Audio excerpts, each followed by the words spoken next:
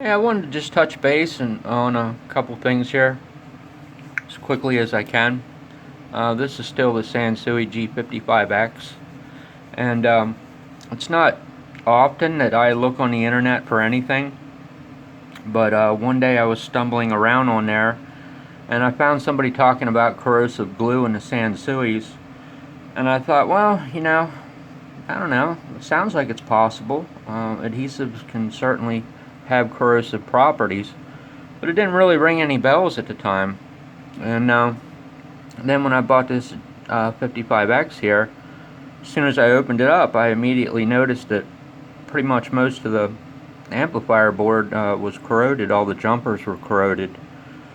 I wouldn't say it was bad enough for it to stop running, but it was definitely bad enough that it had to come out of there. So looking down here,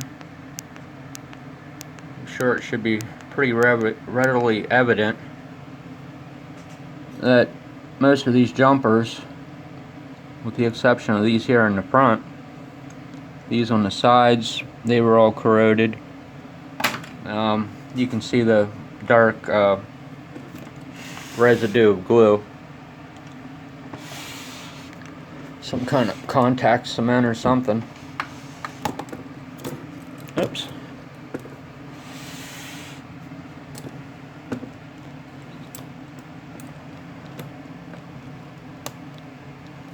Looking down there in the back, you can see that that probably didn't look so good.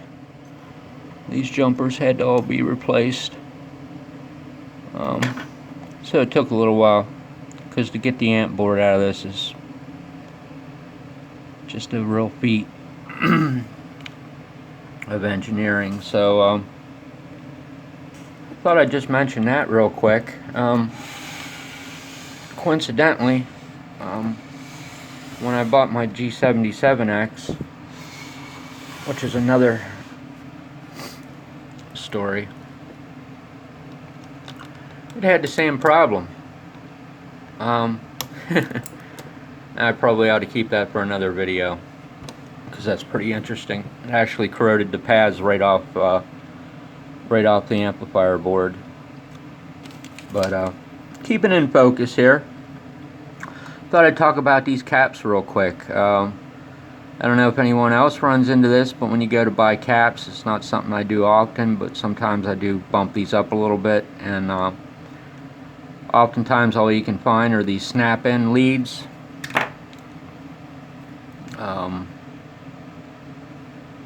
This is the original that was in it. It's a 63 at 10,000. What do you do when you can't get those leads through the board? I just stood mine up on pedestals. I had on my D5, I didn't put them on pedestals, but I just wrap them.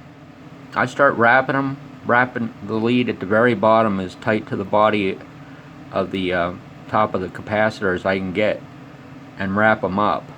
Actually, wrap the other way. Start here at the tip and wrap the whole way down to the body, and then pull the wire straight off the lead. That's usually the way I wrap them when you don't have like solderable PC pins or something that'll actually come the whole way through the board and make secure connection. So that's what I did, is I just wrapped these with 16 gauge Teflon wire and stood them up on, like, I don't know, it's probably like 1 inch ID, 1.25 ID PVC. But those are 80s at 12,000. And the rectifier also, I popped the rectifier out, put a new rectifier in it, because this has got more bottom.